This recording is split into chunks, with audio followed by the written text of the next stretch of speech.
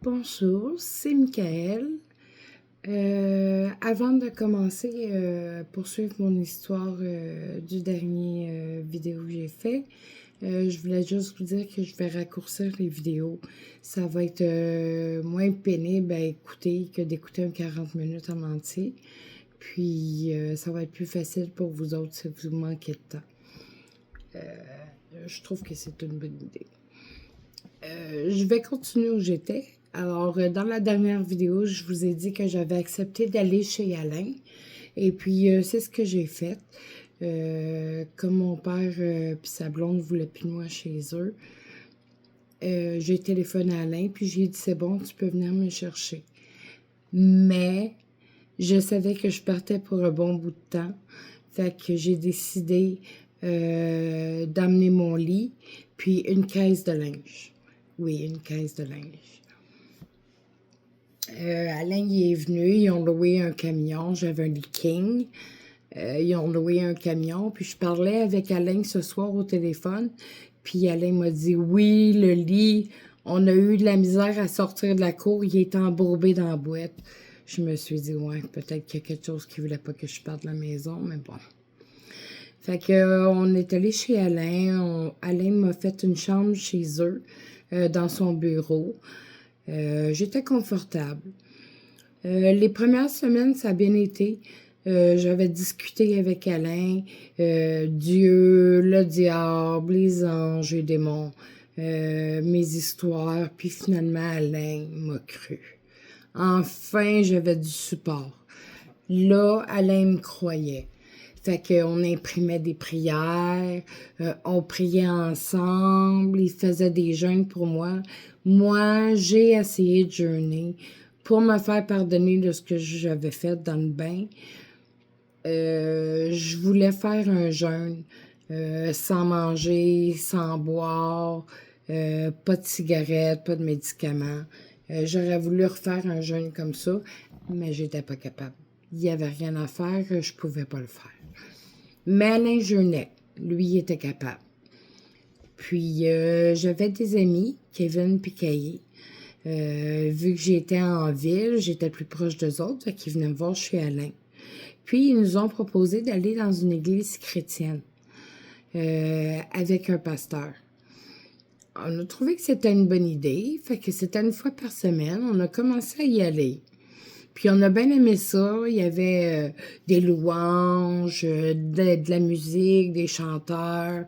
Il y avait des partages. Il y avait le pasteur qui faisait des sermons. Les gens priaient les uns pour les autres.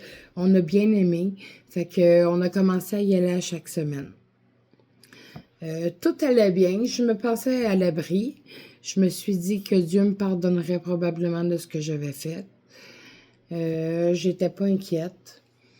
Jusqu'au jour, et c'est là que la possession commence, jusqu'au jour où j'ai commencé à changer de comportement. Je faisais des crises de panique en larmes à terre, inconsolables, pour rien. J'avais aucun motif de crise de panique. Ça arrivait comme ça. Même une journée, ma fille était restée couchée chez Alain, elle dormait sur le divan. Puis un matin, je me suis levée, puis je me suis effondrée à terre, puis Alain réagissait pas, puis j'ai crié va chercher ma fille, va chercher ma fille. Ma fille est venue, elle m'a pris dans ses bras, elle m'a consolée. J'étais inconsolable. Elle m'a demandé pourquoi j'étais dans cet état-là. J'ai dit j'en ai aucune idée, je sais pas ce qui m'arrive. Bref. J'avais des crises de panique. Puis, pas longtemps après, j'ai commencé à faire des crises de colère. J'ai même brisé des choses chez Alain en lançant des trucs. Je me fâchais pour aucune raison. Je m'emportais facilement. Moi qui étais fine, douce, gentille, c'était plus ça, là. J'étais prise de colère. Pour vous donner une idée, une journée, Alain il était assis à la table, puis j'étais près de la porte patio en train de fumer. Puis on parlait, Alain me jasait. Puis pour aucune raison, sans motif, je me suis retournée, puis je me suis mis à frapper Alain au visage. Des grands coups de gauche à droite. Alain, il bloquait mes coups jusqu'à temps que je le pogne en bas de l'œil. Puis là, je me suis arrêtée, puis je me suis dit, voyons non, qu'est-ce que je fais là? Puis Alain s'est mis à pleurer. Pas parce que j'avais fait mal. Il m'a regardé, puis il m'a dit, Michael, mais qu'est-ce qui t'arrive? Je te reconnais plus. J'ai dit à Alain, je m'excuse, je sais pas ce qui m'a pris. Je tremblais de rage. Alain m'a pris dans ses bras, puis il m'a consolé. J'étais tellement désolée de l'avoir frappé. J'ai dit à Alain, j'ai besoin d'aide. Fait que on avait eu de la blonde de mon père un numéro de téléphone d'une madame qui était reliée à une église où il faisait des exorcismes. Puis on a discuté, moi puis Alain, puis on a décidé qu'on était pour aller. Fait qu'on a téléphoné à la madame, on a pris un rendez-vous. Et puis on est allé. Il y avait c'était une église de noirs. Il n'y avait que des gens noirs. On est allé. Je me suis assise sur une chaise. Et puis il y était peut-être une trentaine, 25-30 personnes là-dedans. Ils m'ont prise. Ils m'ont emmenée au milieu d'une pièce. Ils m'ont secouée de gauche à droite. Ils me poussaient d'un à l'autre pour comme m'étourdir. Ils m'ont allongée à terre, sur le tapis. Puis il y a une prêtresse d'au moins 300 livres, c'est pas des blagues, qui a embarqué à quatre pattes par-dessus moi. Elle me brassait la tête. Elle faisait des prières que je comprenais pas. Je me disais, elle va me briser le cou, c'est pas possible. Elle faisait ses prières. Je me suis dit, Michael, bouge pas, elle va finir par arrêter. Quand elle a eu fini sa série de prières, il y a la voix d'un homme que j'oublierai jamais. La voix d'un homme dans ma tête qui a dit, je suis encore là, bitch. Je me suis dit, est-ce que je suis possédée? Qu'est-ce qui m'arrive? C'est pas parti. On est retourné chez Alain. J'étais complètement épuisée. En rentrant dans le pas de la porte, je me suis enfargée puis je me suis affalée de tout mon long dans la cuisine. Je suis tombée en pleine face à terre. Je me suis relevée péniblement.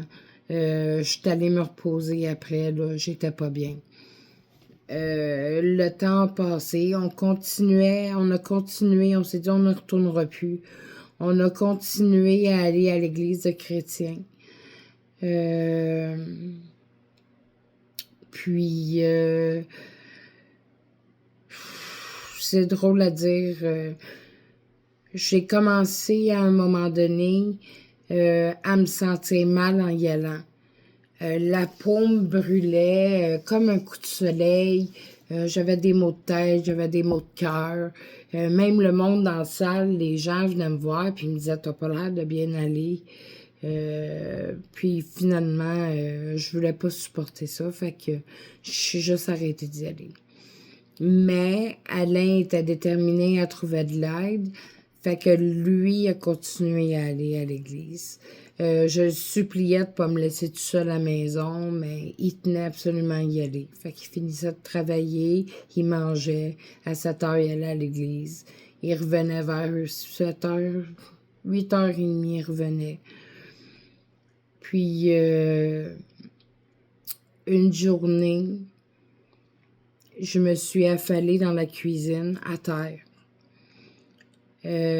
J'étais perdue. Alain s'est penché à mon niveau. Il m'a pris par les épaules, puis j'ai essayé de le mordre dans le visage en grognant. Plusieurs fois. Clac, clac, j'essayais de le mordre. Alain me disait, mais qu'est-ce que tu fais, mais qu'est-ce que tu fais? Puis là, je m'arrêtais, puis je disais, Alain, aide-moi. Puis ça continuait. Fait qu'Alain m'a pris dans ses bras, puis il m'a serré. Puis j'ai fini par me calmer.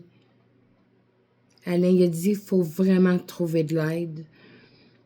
Fait qu'on a discuté, puis on a décidé d'aller voir le pasteur de l'église chrétienne pour demander de l'aide, expliquer ce qui se passait, ce qui m'arrivait, puis demander de l'aide.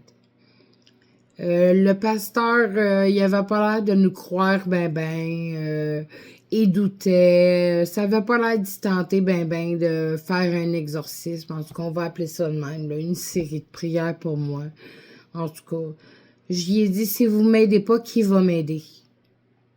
Fait qu'il a dit, c'est bon, il dit, on va prendre rendez-vous, je vais aller chez vous, je vais faire une série de prières, puis je vais amener quelqu'un avec moi.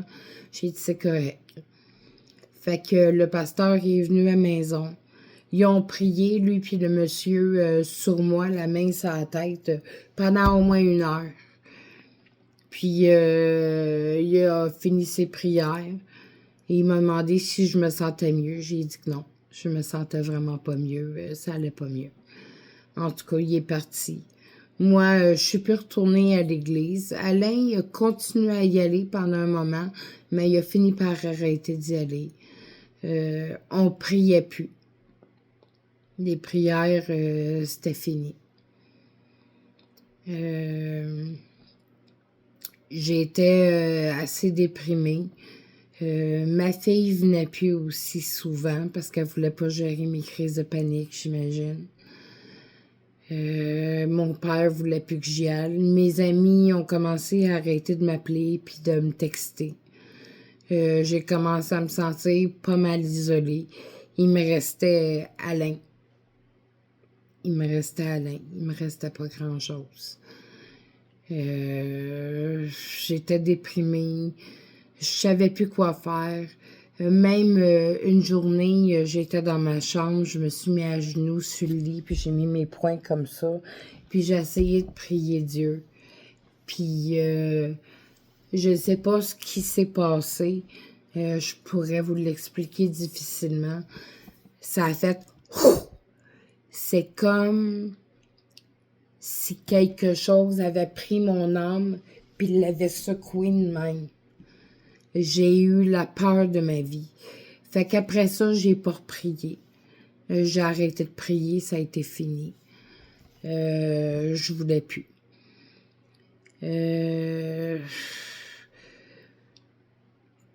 Dans les débuts de la possession, c'était pas mal ça. Changement de comportement, attitude bizarre. Puis, les semaines ont passé. Puis, je me suis levée un matin. J'ai sorti les chiens dehors. J'ai fermé la porte. J'étais à la salle de bain. Je suis revenue. J'ai rentré les chiens. Puis les chiens ont rentré, puis il y avait une odeur de moufette. Pas tout à fait de moufette, mais ça sentait un peu comme la moufette. J'ai pensé que les chiens s'étaient fait arroser, mais il n'y en avait pas un qui était mouillé. Le tapis d'entrée sentait. Les chiens, ils ont passé la journée. Bon, j'ai pas fait trop de cas de l'odeur. Je me suis dit, ils sont peut-être fait arroser un peu. J'ai pas trop fait de cas. Les chiens se couchaient dans mon lit, fait que l'odeur était partout. J'ai tout nettoyé. Ça n'a rien changé. L'odeur était persistante. J'ai lavé le lit. J'ai remis les draps dans le lit. Je me suis couchée. Ça sentait encore. Fait que j'ai carrément enlevé les draps du lit. Puis, je les ai mis sur la rampe d'escalier chez Alain. Alain, il a dit, pourquoi tu mets pas tes draps dans ton lit? J'ai dit, il pue. Alain les a sentis. Il a dit, ça sent rien, Michael. J'ai dit, je te dis, Alain, les draps, ils puent la moufette. J'en veux pas dans mon lit. J'ai de la misère à respirer. Fait qu'Alain, il m'a sorti une petite doudou que sa femme avait. Puis, je me suis abriée avec ça. C'était mes couvertes. Fait que l'odeur a duré 1 semaine, puis ça a parti. Ça fait déjà mon 15 minutes. C'est le début de la possession. Au début, je suis pas sûre si je me rendais compte que c'était de la possession. Parce que moi, j'ai été une fan de films d'horreur. Puis j'ai toujours vu la possession comme le démon rentre dans le corps, puis ils font toutes sortes de simagrées, puis il y a des prêtres avec de l'eau bénite, puis ça hurle, puis j'ai toujours vu la possession comme on voit la possession dans les films. Mais je me doutais pas à ce moment-là que c'était une possession démoniaque. Je m'en étais pas rendu compte. Fait que ça fait déjà notre 15 minutes. Je vous refais une vidéo demain ou après-demain. J'espère que vous allez continuer à suivre. Je veux vraiment que mon histoire soit entendue le plus possible pour éviter que ça arrive à quelqu'un. Puis pour vous faire comprendre que oui, Dieu et Satan existent bel et bien. Puis j'ai été sévèrement punie pour ce que j'avais fait. Donc, je vous demande de revenir à l'autre vidéo. Puis, merci de me suivre. Si vous avez des commentaires ou des questions, gênez-vous pas. Vous pouvez m'écrire en commentaire, je vais vous répondre. Fait que je vous souhaite un bon moment, une soirée, matinée, dépendant pour vous à quelle heure vous allez écouter ma vidéo. Puis, on se revoit dans la prochaine. À bientôt!